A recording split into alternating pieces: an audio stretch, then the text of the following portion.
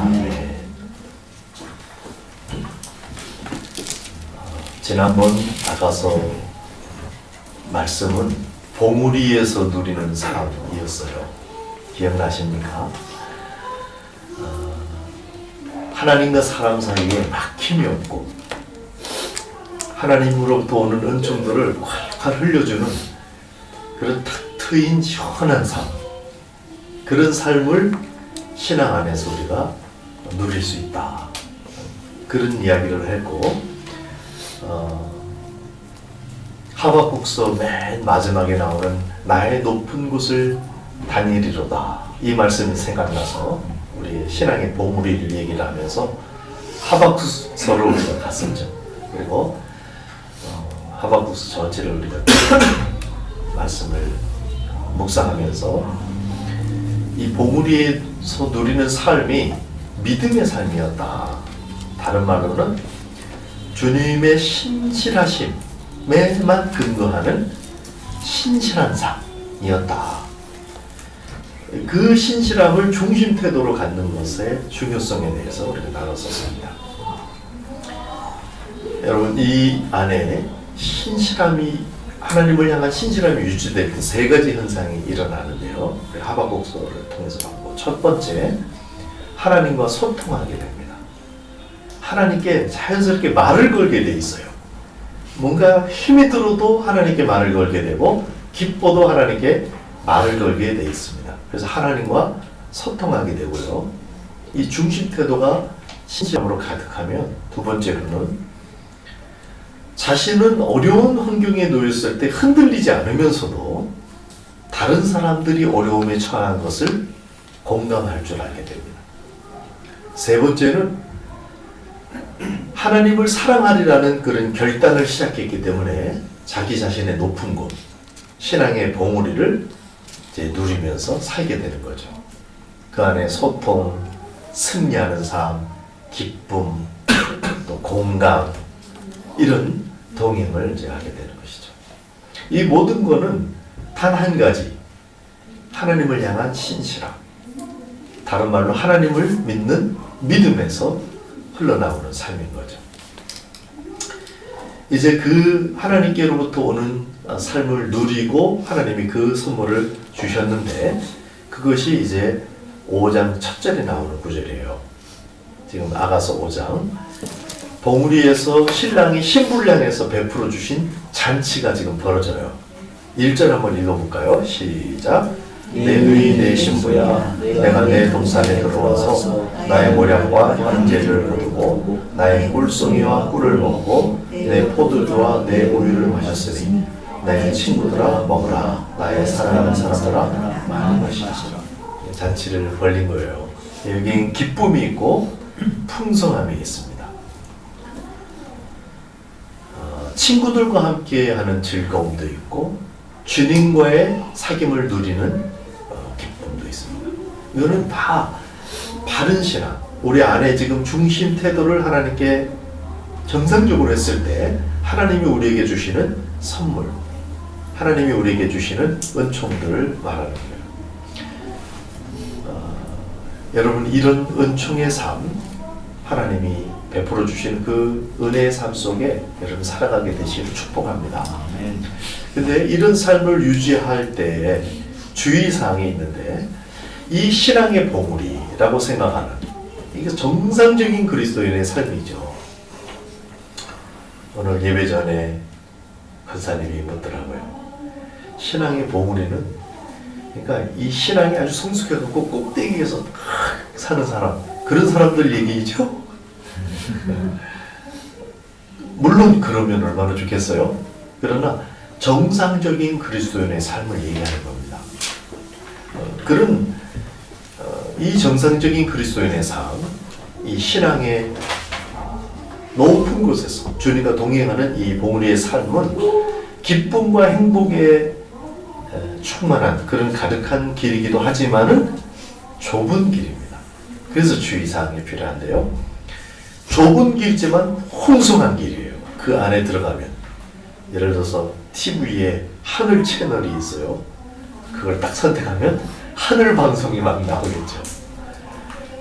좁은 선택이지만은 그 안에는 풍성함이 있는 그런 삶이지만 역시 풍성한 삶 있긴 해도 좁은 길이라는 거예요. 오직 길 자체이신 예수 그리스도 그분과 동행할 때만 누릴 수 있는 삶인 거죠. 그래서 여기서 한 발자국만 곁길을 디뎌도 주님의 손을 놓칠 수도 있는 그런 깨어 있어야만 하는 그런 삶을 얘기하는 거예요. 한 발자국을 옆으로 디뎠는데 그런 일이 사실 벌어지고 말았어요. 이 5장에 그런 사건이 생기는 겁니다. 5장 2절부터 3절까지를 한번 읽어보죠. 시작. 내가 잘지라도 마음은 깨었는데 나의 사랑하는 자의 소리가 들리나 문을 두드려 이르기를 나의 의인 나의 사랑 나의 비둘기 나의 완전한 자야 문을 열어다오 내 머리에는 이슬이 내 머리때에는 밤이슬이 가득하였다 하는구나. 내가 옷을 벗었으니 어찌 다시 입겠으며 내가 발을 씻었으니 어찌 다시 더럽히려 하는. 여기 보면 나의 사랑 나의 비둘기 나의 완전한 자야. 누가 하시는 말씀이죠? 신랑이 신부에게 주님이 우리에게 하시는 말씀이에요. 내가 옷을 벗었으니 어찌 다시 입겠으며 내가 발을 씻었으니 어찌 다시 더럽히랴. 누가 하는 말이죠? 신부가, 성도가. 신부가 이렇게 빨리 권태기를 맞았어요. 지금 하나님이 그 전에 막 엄청난 신앙 고백이 주고 받고 막 했거든요. 막 생명을 드린다는 고백이 있었고, 그래서 너는 흠이 없구나. 내 신부, 내 누이야. 그래서 그 말을 듣고 힘을 얻어가지고 남풍 와라, 북풍 와라 막 이러고 그랬거든요. 그래서 주님이 잔치를 배설해 주시고 풍성한 선물을 안겨다 줬거든요. 그런데 이렇게 빨리 권태기를 맞이할 수가 있을까요?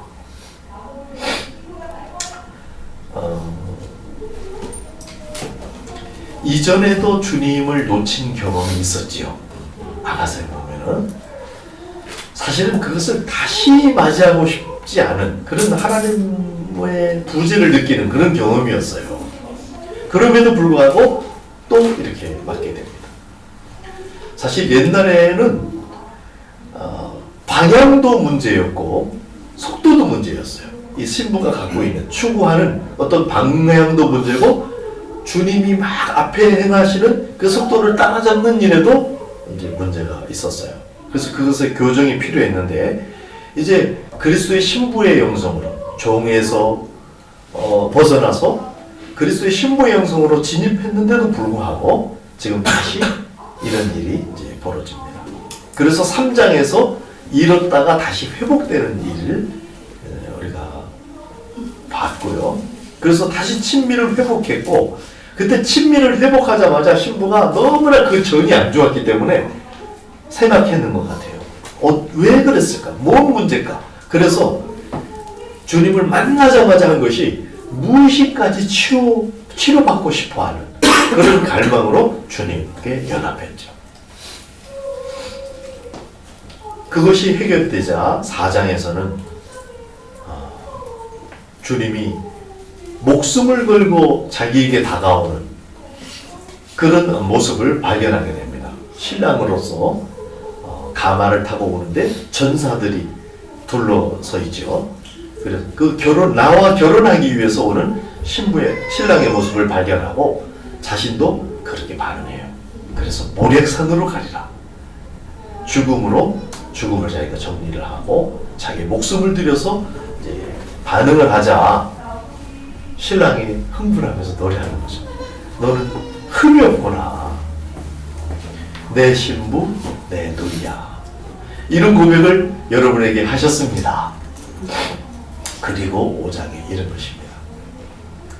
근데 이번엔 좀 달라요. 지난번에는 방향과 속도가 막 교정이 안 되고 그래서 그걸 교정해야 되고 막 그랬는데 이번에는 무의식의 미숙의 문제, 무의식의 문제가 아니고 의식의 문제입니다. 내가 알고 있는 영역이에요. 성숙한 그런 진정성 이전의 문제가 정말 진정성이 있는가의 문제였다면 이번에는 이 진정성을 유지하는 문제입니다. 그전에는 자신도 모르는 문제 때문에 막 헤매는, 그래서 정말 내가 원하는 걸까 주님을?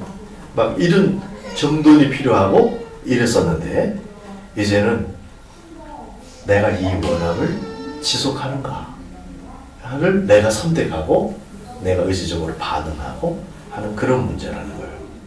그렇다면 신부가 변했는가? 신부의 진심이 변했는가? 그렇지 않습니다. 신부는 여전히 주님을 원해요. 여러분 주님을 여전히 원하시죠? 아가서 5장 4절에서 5절까지 한번 읽어볼까요?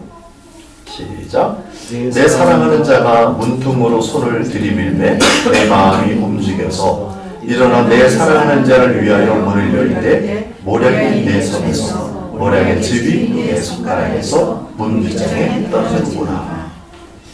지금 모략즙이 내 손에서 떨어진다. 이것은 내가 죽음을 각오했던, 모략이라는 것은 시신 방부제인 동지의 향수라 그랬죠.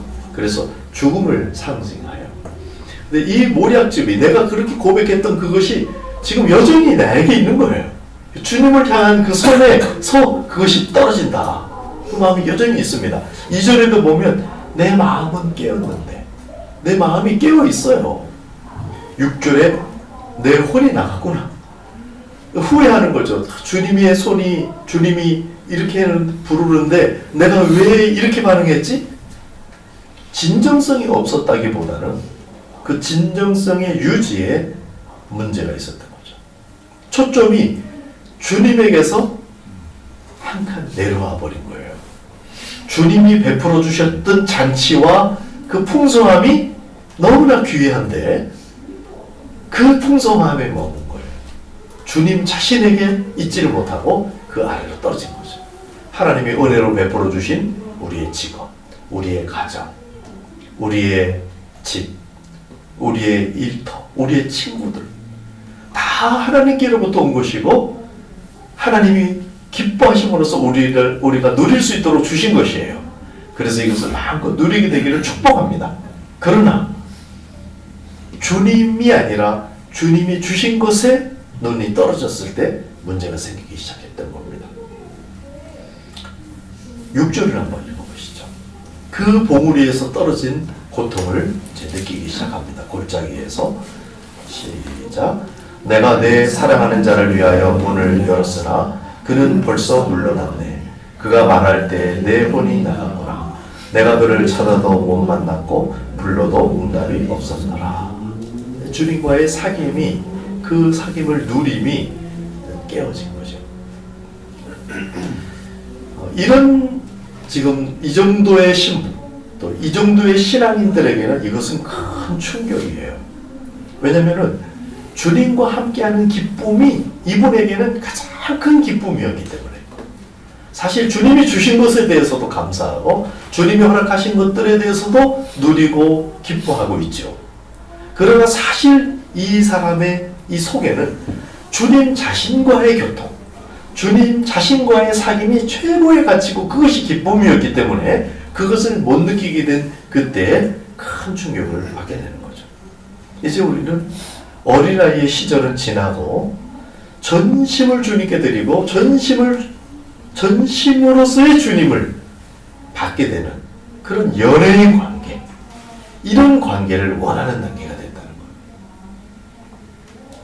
거예요. 여러분, 전심으로 주님께 나가고 주님이 또한 모든 마음으로 나에게 다가와 주시는 그런 열애를 하기를 원하십니까?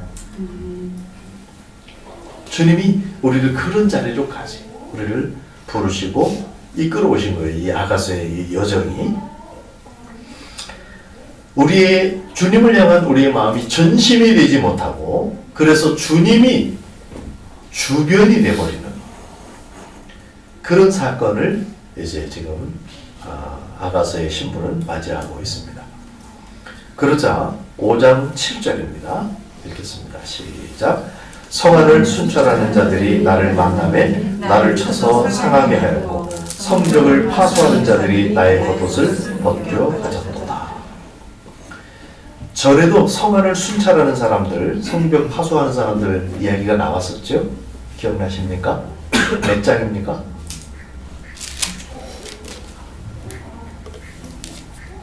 그때도 3장이죠. 3장에 3절에 성안을 순찰하는 자들을 만나서 물어요. 이런 지난 과거에 내가 길을 물었던 사람들, 순찰자이고 파수자이고 이런 내가 신앙의 길을 묻고 의존하고 이랬던 사람들이 지금은 오히려 나를 쳐서 상하게 하고 나의 겉옷을 벗겨 가졌도다. 나에게 수치를 주는 그런 존재로 작용을 하고 있게 됩니다. 더 이상은 내가 그전에 알고 있었던 신앙, 내가 가지고 있었던 신앙 속에서 주님을 발견하지 못해요. 지금 내가 아는 하나님은 내가 아는 그 범위보다 더 크셔서 그 밖에 계세요. 그래서 지금 이 안에서는 지금 찾지 못하는 그런 상황을 맞이하게 됐다는 거죠. 지금 확장하지 않으면 안 되는 시점에 이르게 됩니다. 성장을 지금 요구받는 그런 시점인 거죠. 친구가 원수가 됐어요. 내가 아는 교리가 나를 공격합니다. 욥의 친구들을 우리가 생각해 보면요, 욥의 친구들이 하는 말들 구구절절 다 옳은 것 같지 않던가요? 얼마나 하나님을 깊이 아는지도 몰라요. 굉장한 신앙 고백이 그 안에 있고, 대표적으로 우리 시작은 미약하였으나 끝은 창대하리라. 너무나 많이 벽보에 만들어서 붙여놓는 그런 구절이죠. 욥의 친구가 한 말이죠. 구구절로 다 옳은 말들이 거의 대부분입니다. 그런데 하나님은 거기에 계시지 않았어요.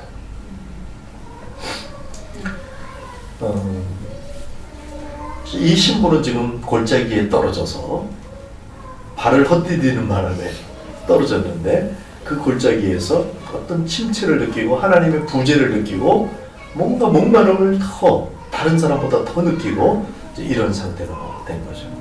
왜 이 사람은 골짜기로 떨어졌는가? 영적 침체에 떨어지게 됐는가? 했을 때 그 시선의 높이를 우리가 우선적으로 볼 수 있겠습니다. 주님께 향해야 될 시선이 주님이 주시는 것에 시선이 떨어졌을 때 일어난 현상이에요. 그래서 안락을 추구하게 됐습니다. 안식을 추구해야 되는데 주님과 동행하고 주님과 더 깊은 사귐을 갖게 되는 그 안식을 추구했어야 되는데 안락에 안착하게 되었고 하나님이 주신 선물에 마음이 떨어졌습니다. 또는 하나님이 주시지 않고 있는 선물에 마음이 또 뺏길 수도 있겠죠. 그래서 그것 때문에 씨름하고 있을 수 있겠죠. 선물을 주시는 주님, 선물을 그 주님께로 이제 시선이 가야 됐었겠죠. 이것은 그냥 성도들의 삶만이 아니라 어떤 사역자의 삶에서도 마찬가지입니다. 사역을 맡겨주신 주님의 의도에 도착해야 되는데 사역이 잘 되고 못되고 하는 일에 우리의 마음이 또한 휘둘릴 수도 있습니다. 이것은 다 주님 자신에게로부터 시선이 떨어진 현상이죠. 하나님께서 권능을 주셔서 그 권능으로 막 역사하시면 좋겠다. 제 마음속에 그런 마음이 참 많이 있습니다. 제가 요즘 우리 교회가 계속해서 건강하게 성장해 가야 되는 것이 정상이거든요. 그래서 그 부분에 대해서 생각하면서 주님이 아닌 주님이 해주시는 어떤 결과의 마음이 노출되었던 시간이 있었고요. 또 우리 성도들이 연약하고 아프고 막 이럴 때 정말 하나님이 권능을 주셔서 막 기도해주면 막 낫고 막 일어나고 해결이 되고 이랬으면 좋겠다 이런 마음이 속에 들더라고요. 들 수는 있는데 그걸 소원하고 할 수는 있는데 그 권능을 맡겨주시고 그 권능으로 역사하시고 싶어 하시는 하나님의 그 뜨거운 마음, 그 뜨거운 마음을 놓칠 수가 있거든요. 그래서 권능에서 권능을 주시는 주님에게로, 선물에서 선물을 주시는 주님에게로 우리의 마음이 함께 회복되어야 하겠습니다. 이 골짜기, 이런 광야에서 어떻게 빠져나올 것인가? 5장 8절 한번 읽어보면요. 같이 읽습니다. 시작. 예루살렘 딸들아, 너희에게 내가 부탁한다. 너희가 내 사랑하는 자를 만나거든 내가 사랑으로 병이 났다고 하려무나. 상사병이라고 할 수 있을까요? 지금 이 사람에게는 환경 자체가 아픈 게 아니라 하나님의 부재가 아픈 거예요. 이 병이 난 거예요. 환경보다 하나님이 느껴지지 않는, 하나님이 지금 나에게 가까이 이렇게 느껴지지 않는 이것이 아픈 사람은 복이 있습니다. 영적 상사병이라고 할 수 있죠. 하나님의 부재가 나에게 정말 아픔이 된다면 그 갈라진 틈새, 이 마음에 상처난 그 틈새를 하나님의 치유의 강선이 들어오는 입구가 될 것입니다. 그러나 여전히 환경 자체 때문에 아프고 환경 자체 때문에 힘들다면 아직 이 병이 그 하나님을 향한, 내 사랑하는 자를 만나거든 내가 사랑함으로 병이 낫다고 하려구나, 이 말이 내 말이 되지 못하는 거죠. 이 상처, 이 아픔은 정말 우리의 진정성을 확인하고 우리 그 진정성을 유지하는 양분으로 작용할 수 있습니다. 그리고 어떻게 골짜기에서 빠져나올 수 있을까? 신랑을 추억할 수 있어야 합니다. 9절인데요. 보겠습니다. 시작. 여자들 가운데 배고픈 자야, 너의 사랑하는 자가 남의 사랑하는 자보다 나은 것이 무엇인가? 너의 사랑하는 자가 남의 사랑하는 자보다 나은 것이 무엇이기에 네가 지금 우리에게 부탁하는가? 주님은 우리에게 어떤 분인가? 세상 사람들은 묻습니다. 우리가 세상 사람하고 똑같이 생각하고 똑같이 염려하고 똑같이 흔들리고 똑같이 살 때 세상 사람들은 묻습니다. 네가 다른 게 뭐야? 네가 주님이라고 고백하는 그분을 믿는다는데 그럼 나하고 너하고 다른 점이 뭐야? 도대체 너의 주인인 그분은 뭐가 훌륭한 거야? 너를 그렇게 변화시키지 못하는 그분이 하나님이신 거 맞아? 이런 도전이 있을 수 있는 거죠. 무엇이기에 이같이 우리에게 부탁하는가? 그래서 우리도 우리에게 물을 수 있습니다. 나에게 주님은 어떤 분이신가?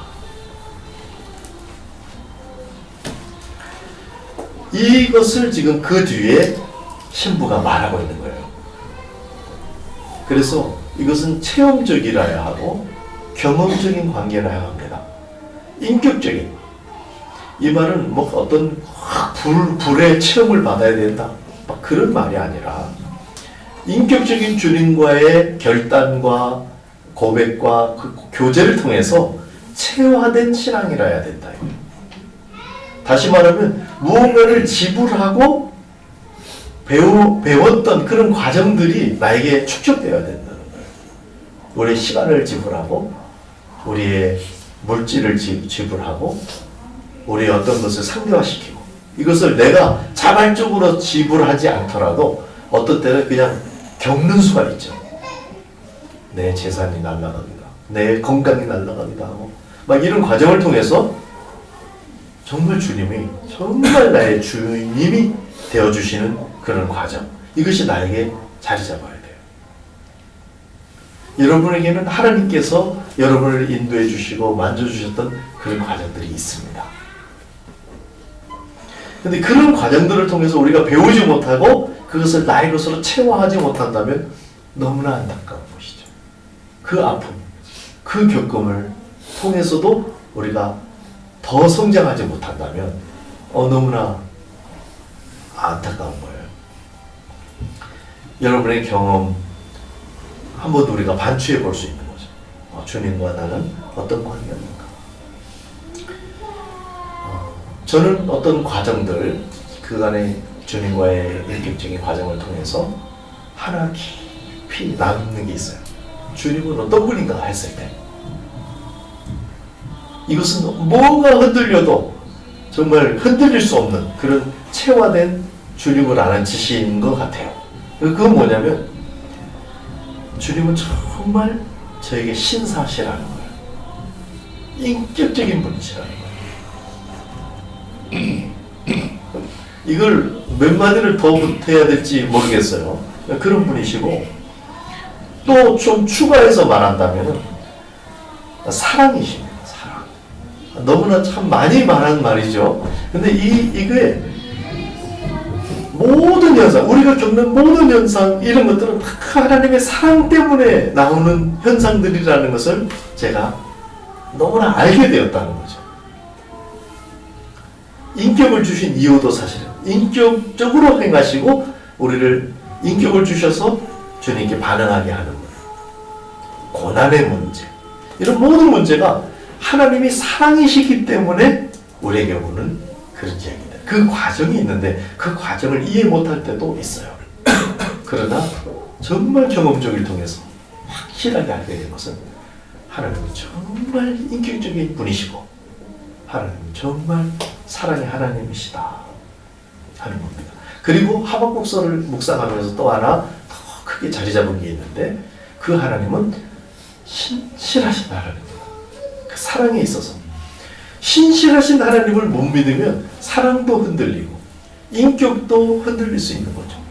근데 하나님은 정말 신실하신 하나님이셔서 우리에게 왜 이렇게 신실함을 요구하는가? 하나님 자신이 신실하시기 때문에 자기를 닮는 자녀를 갖고 싶으신 거예요.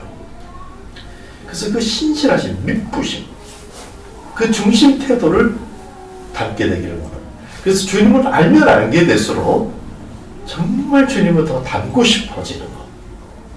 그게 제 속 깊은 곳에 있다는 것을 발견하게 됩니다. 이것은 오랜 주님과의 동행을 통해서 이루어지는 거예요. 그래서 어떤 어려움이 닥치고 어떤 골짜기에 제가 떨어질지라도 지금 신부가 신랑을 추억하는 것처럼 저도 그렇게 할 수는 있을 것 같아요. 근데 그것이 바로 신부가 빠져나오는 골짜기에서 다시 봉우리로 올라오는 비결이다. 그 이전의 신앙 고백이 주님을 따라가는 아브라함하고요, 그 아브라함을 따라가는 롯하고는 같을 수가 없죠. 그래서 그 흔들림이 달라요. 같은 길을 가지만 정말 그래서 이게 주님을 직접 따라가는 개인적인 고백과 체험이라고 합니다. 하나님은 여러분에게 개인적인 하나님이시기도 합니다. 나의 아버지, 나의 아빠, 이렇게 여러분들이 부를 수 있는 분이십니다. 그렇게 부르기를 원하고, 그래서 어려움이 만났을 때, 힘든 어떤 상황을 맞이했을 때, 마치 골짜기에 지금 떨어졌을 때 진지한 성찰의 기회로 삼을 수 있는 거예요. 주님은 정말 나에게 누구신가?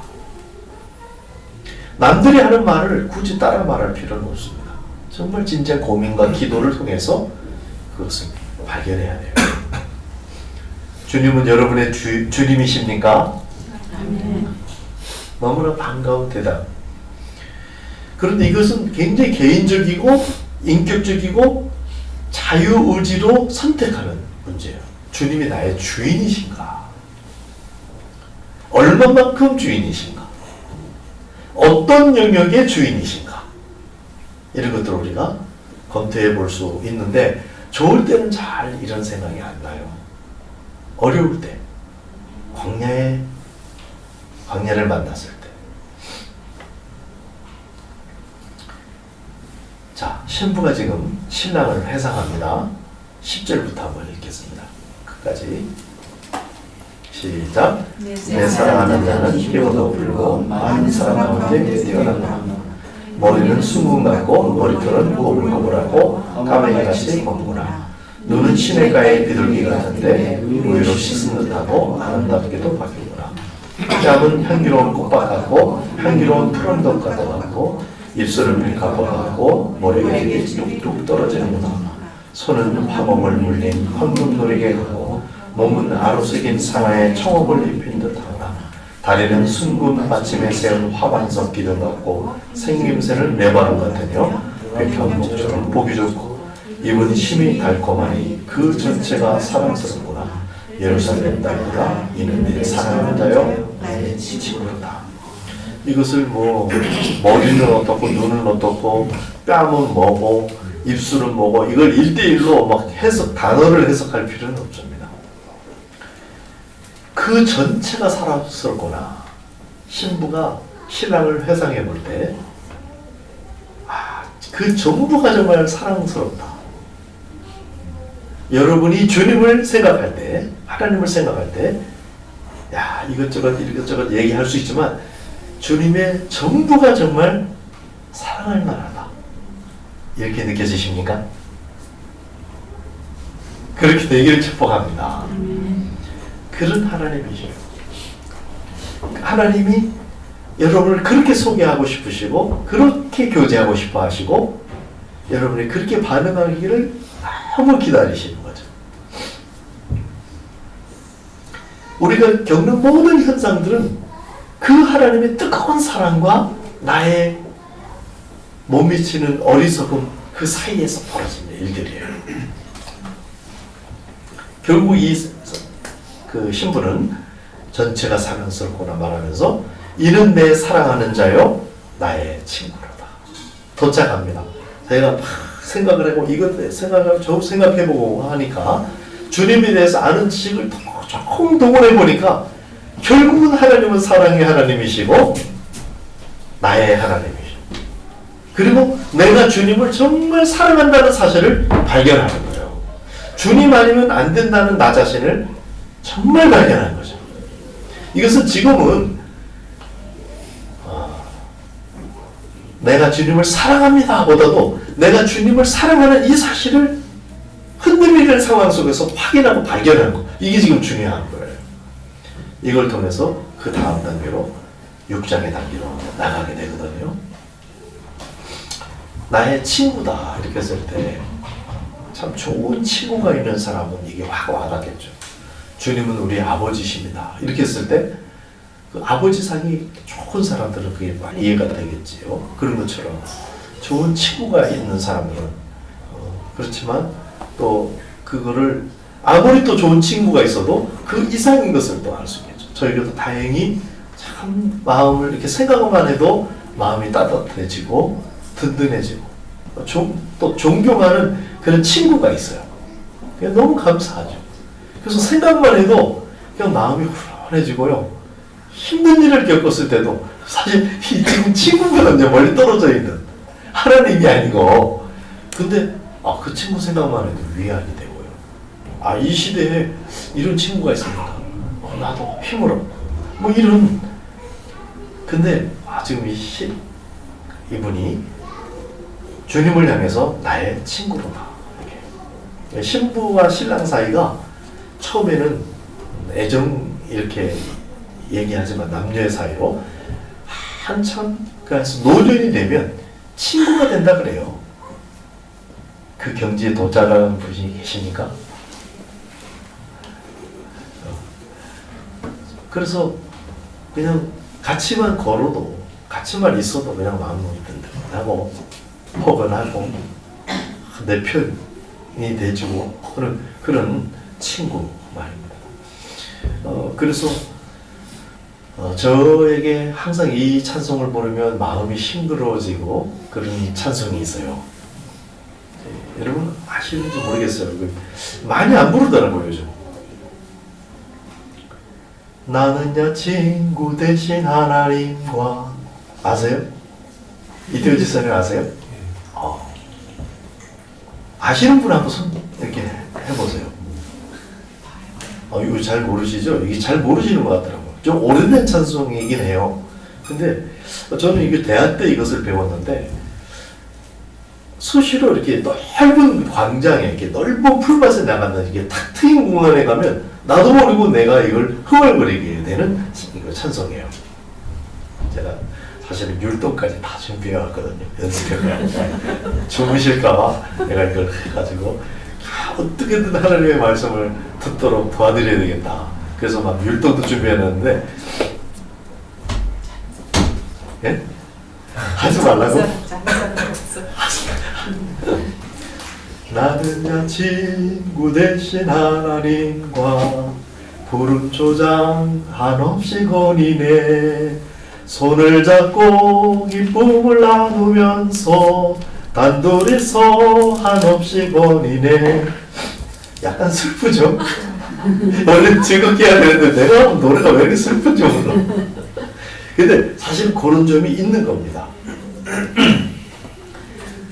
손을 잡고 기쁨을 나누면서 한둘이서 한없이 거니네 이렇게 하는 거예요. 지나간 일들 내게 말씀하며 앞날에 될 일 내가 들을 때 믿을 수 없는 꿈만 같은 사실 믿으니 이 세상 천국 같아.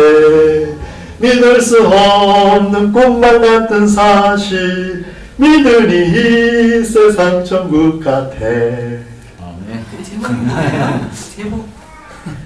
제목은 모르겠네요. 앞에 가사가 나는야 친구 대신 하나님. 이 율동이 원래 있는 게 아니고 제가 어저께 연습해서 개발한 겁니다.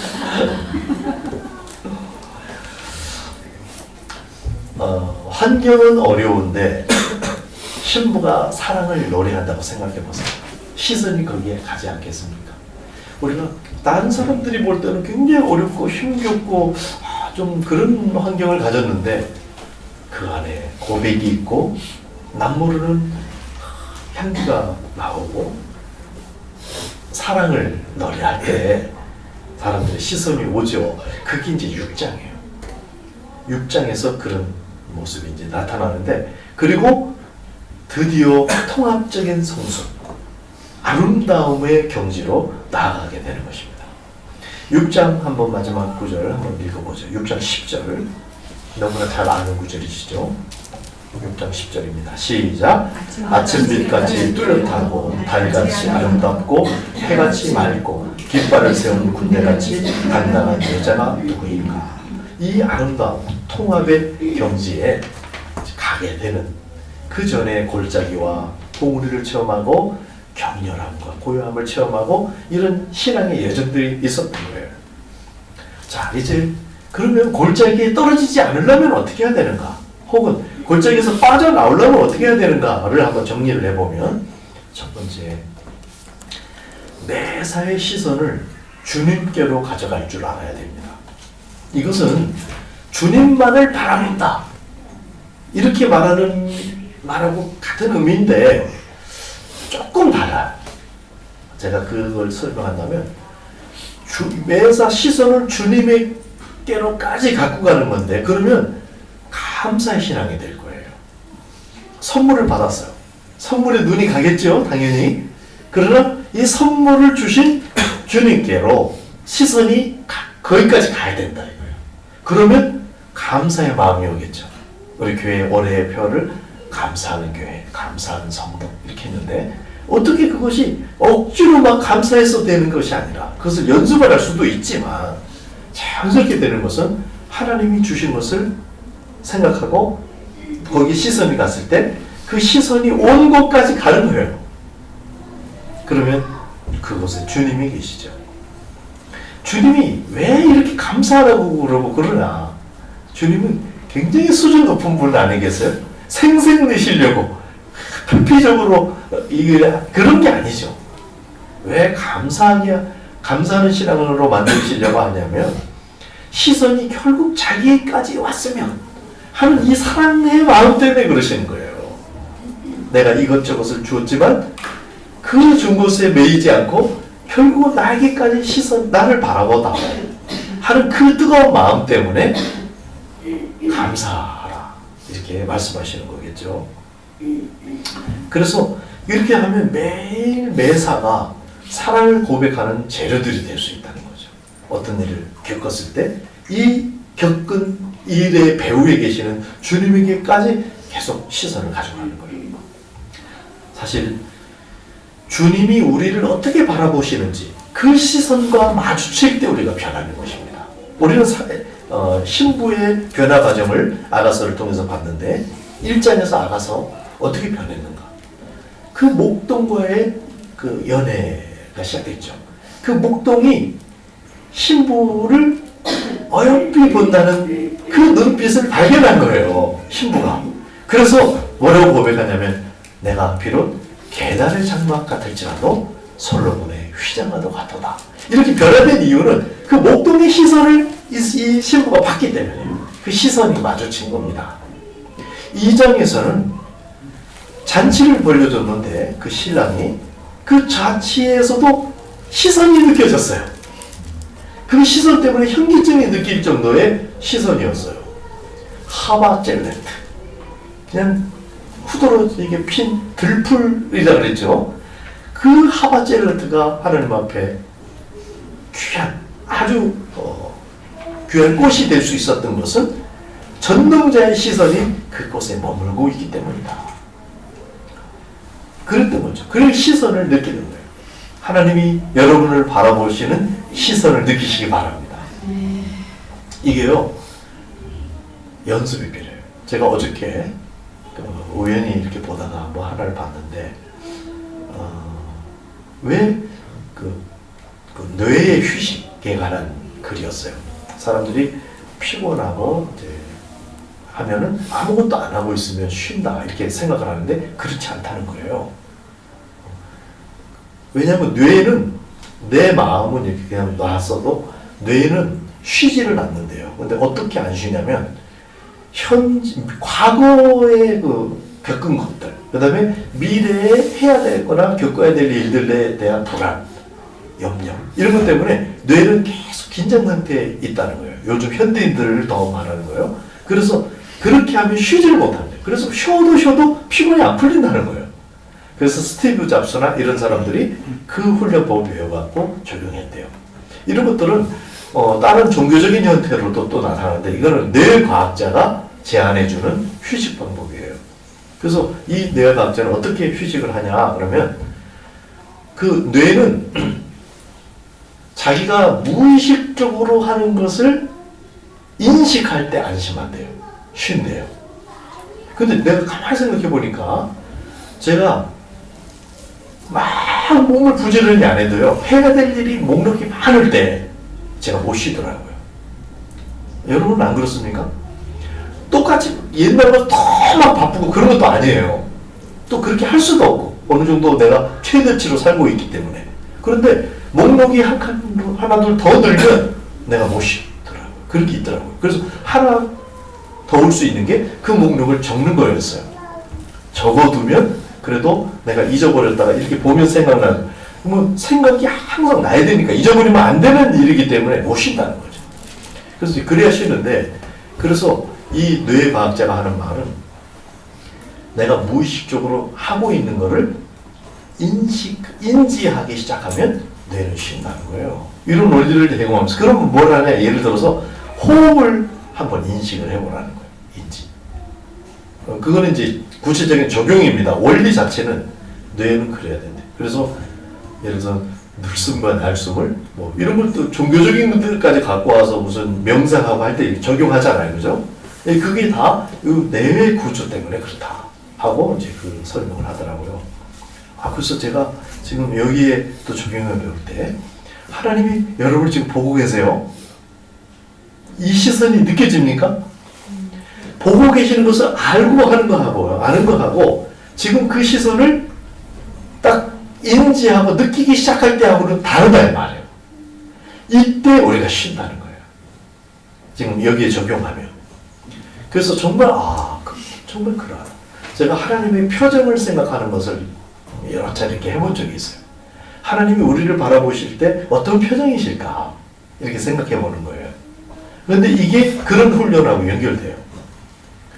그래서 하나님을 의식하고 하나님의 표정을 생각하고 하나님의 시선을 의식하는 이것이 굉장히 우리를 다르게 만듭니다.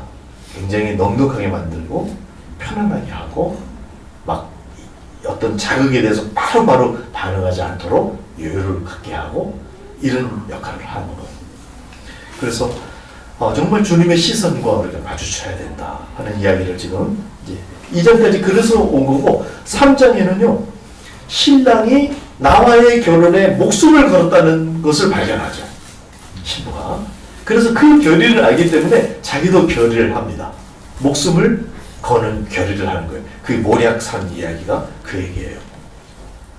그러니까 신랑이 자기에게 향하는 그 마음에 자기의 마음으로 발견을 시선이 부딪히는 거예요.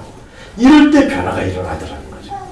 사장도 마찬가지예요. 사장도 주님이 나의 신랑, 나의 신부, 나의 누이, 나의 신부 이렇게 불러주니까 그 목소리에 귀를 기울였기 때문에 남풍아 와라, 북풍아 와라 겁날 것이 없어지는 거였어요.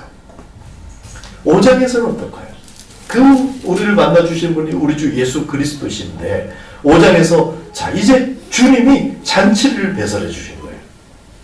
시선을 어디에 둬야 될까요?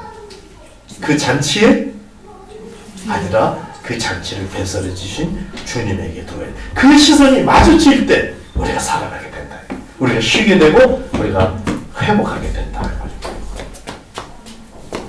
주님을 바라보시는 것에 대해서 어떤 오해가 있을 수 있는 것 같아서 그러니까 모든 생각을 다 지우고 주님 생각만 하라 이 말이 아닙니다. 근데 이 말로 이해하고 있거나 이런 말처럼 말하고 있는 권하고 있는 말들이 많이 있어요. 지금 돌고 있는 것 같아요. 근데 그분들이 몰라서가 아니라 적절한 표현법을 못 찾아서 그랬던 것 같아요. 지금 제가 생각을 해보니까 여기에 보니까 깨닫게 알겠어요. 그게 뭐냐면 너무 자연스러운 건데 모든 생각을 지워버리고 주님만 생각하라. 이거 뭐 일을 어떻게 할 거며 일상을 어떻게 하겠어요? 그런 말이 아니라 모든 생각의 결론이 주님을 향하도록 그렇게 사고하는 법을 훈련하는 거예요. 최종 시선이 주님에게까지 가도록 어떤 사건이 벌어졌어요. 그럼 이 사건에 대해서만 몰두하는 것이 아니라 이 사건을 생각하면서 이 사건의 배후까지 그리고 결국 주님의 모든 것의 주권자이시고 또 사랑으로 우리를 섭리하고 계시는 주님에게까지로 가도록 하는 거죠. 자, 5장에 지금 잔치를 배설하신 주님 그 잔치에 빠져서 주님을 놓쳤거든요. 이 잔치를 누리면서도 그러면 누리면 안 되겠네? 이런 긴장감을 우리가 가질 수 있죠? 그렇지 않다는 거예요. 주님은 우리가 주님 안에서 풍성함을 누리기를 원하세요. 내가 온 것은 양으로 생명을 얻게 하고 더 풍성히 얻게 하기 위함이다. 주님은 원하세요. 누리시게 되기를 축복합니다. 근데 그 누림을 통해서 그 누림 속에서 그 누림을 묵상하면서 누림을 주신 주님께로 시선이 가는 연습을 계속 하는 겁니다. 이것이 주님을 바라보라, 주님의 얼굴을 보아라 하는 말의 진정한 의미일 것 같습니다. 그래서 모든 사건, 모든 좋은 것에 대해서 누리시면서 그 주님에게까지 시선이 가는 연습을 하시기 바랍니다. 매 순간, 매 사건 속에서 결국 주님을 발견하는 습관이죠. 그래서 우리는 이렇게 고백하는 겁니다. 매 순간 주님의 아름다우심을 발견하는 사귐의 동행을 합시다.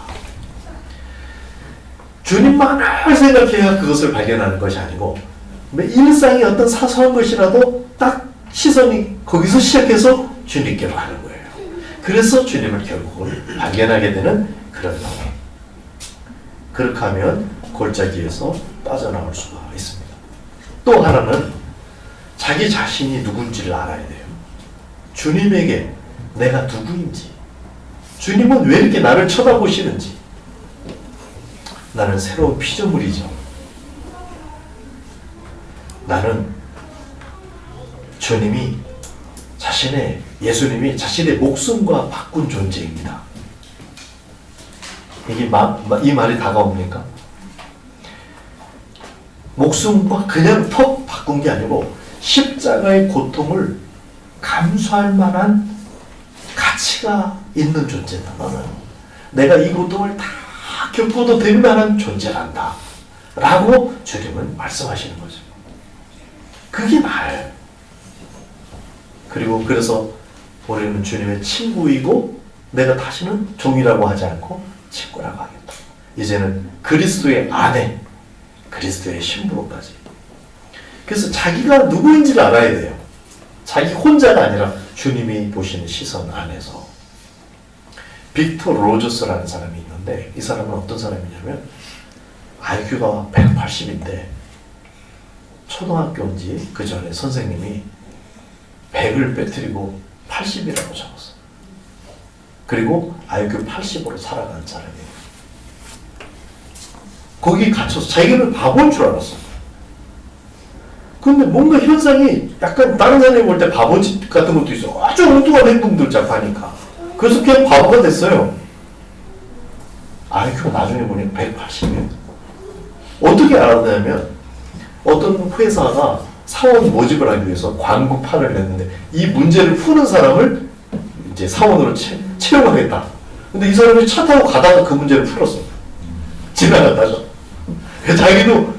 자기도 몰랐죠. 자기도 그 문제를 풀었어요. 그리고 가서 채용이 됐는데 그 채용돼가지고도 80으로. 그 행동이 안 되니까. 그리고 자기도 아직까지 180인지 모르는 거예요. 나중에 이게 서서히 이제 알게 돼가지고 나중에 알고 보니까 180. 여러분 영적 IQ가 몇입니까? 80? 그 앞에 1자를 붙여야 됩니다. 내가 누구인가? 하나님의 얼마나 사랑을 받는 존재인가?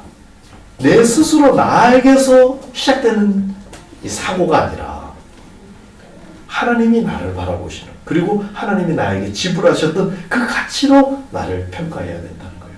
그래서 요한이 모든 것의 목적을 요약하는 사귐이라는 말을 했는데, 이 사귐 동의, 주님과 사귀는 문제, 이게 우리의 정체성의 아주 중요한 초점이다 이 말이에요. 고아가 아니고 종도 아니고 사귀어 사는 존재. 창조주 하나님, 전능자 하나님, 사랑의 하나님, 미쁘신 하나님과 사귀어 사는 존재. 그래서 하나님의 형상으로 지음받은 존재. 그래서 그 사람이 망가졌을 때 하나님이 자기 목숨을 내어주시기까지, 그것도 십자가의 고통을 감수하면서까지 사랑받은 그 존재. 그게 바로 우리라는 것입니다. 여기에 걸맞게 행동하고 태도를 가지고 사시기를 주의 이름으로 축복합니다. 말씀 맺겠습니다. 주님과 함께하는 길은 좁은 길이지만 풍성한 길입니다. 또 풍성한 길이지만 좁은 길이기도 하죠. 이 좁은 길은 광야로 이어져요. 그 좁은 길의 곁길은 광야로 이어져요. 그 길 자체가 험할 수도 있지만은 하나님을 향한 우리의 마음이 변했기 때문에, 하나님을 정말 사랑하는 마음 때문에 이제는 우리는 다른 곳에서 만족을 누릴 수가 없습니다. 그래서 그것이 아무리 좋아 보여도 광야처럼 느껴지는 거예요. 우리가 하나님의 신앙의 봉우리에서 디딘 헛발이 골짜기로 떨어질 수 있습니다. 그것은 뭐냐면 시선을 하나님이 아니라 하나님이 주신 것에 두었을 때, 하나님이 안 주신 것에 두었을 때입니다. 이 골짜기, 이 광야가 우리에게 가르쳐주는 것이 있어요. 이 골짜기는 책벌이 아니라 성숙을 위한 훈련의 장소이고, 나의 높은 것을 다닐 수 있도록 그것을 유지시켜주는 저력을 키워주는 장소다 하는 겁니다. 이 골짜기는 사방이 어두우니까 더 주님만 보여요. 유일하신 길, 오직 한 길이신 예수 그리스도만 더 명백히 보여주는 길이고, 또 주님을 그렇게 발견하게 될 뿐만 아니라 자신을 발견하게 되는데, 주님 외에는 참 만족을 얻을 수 없게 된 나의 신앙을 확인하게 되는 겁니다. 그래서 주님은 정말 나에게 누구신지를 반추하고 확인하는 기회가 됩니다. 그래서 골짜기를 혹시 맞이하고 있는 여러분이 계시다면 이제 주님을 다시 한번 묵상하시기 바랍니다. 그 시선을 주님에게까지 가지고 가시기 바랍니다.